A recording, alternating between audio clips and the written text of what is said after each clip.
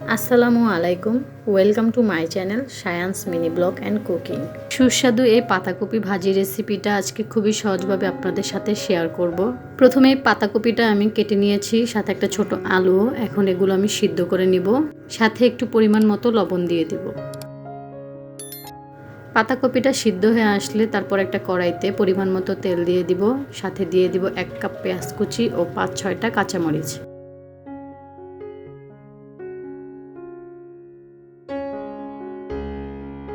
পেঁয়াজটা হালকা লাল লাল হয়ে আসলে এতে দিয়ে দিব টমেটো কুচি।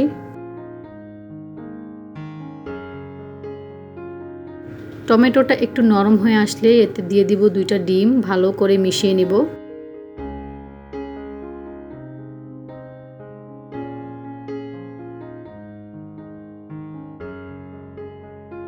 ডিমটা ভালো করে মেশানো হয়ে গেলে এতে সামান্য পরিমাণে হলুদ গুঁড়া দিয়ে সিদ্ধ করা পাতাকপিটা দিয়ে ভালো করে মিশিয়ে নেব।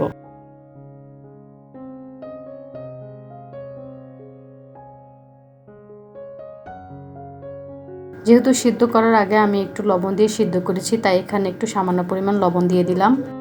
এই পাতাকপি ভাজিটা কিন্তু করতে বেশিক্ষণ লাগে না, যেহেতু আমি আগেই সিদ্ধ করে নিয়েছি।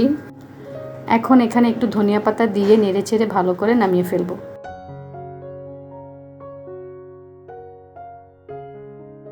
খুবই সহজ একটা রেসিপি এবং খেতেও কিন্তু দারুণ। ভাজিটা কিন্তু খেতে খুবই ভালো হয়েছে, আপনারাও বাসায় ট্রাই করে দেখবেন। ভিডিওটি যদি আপনাদের কাছে ভালো লেগে থাকে অবশ্যই আমার চ্যানেলটিকে সাবস্ক্রাইব করতে ভুলবেন না। সবাই সুস্থ থাকবেন, ভালো থাকবেন। আল্লাহ হাফেজ।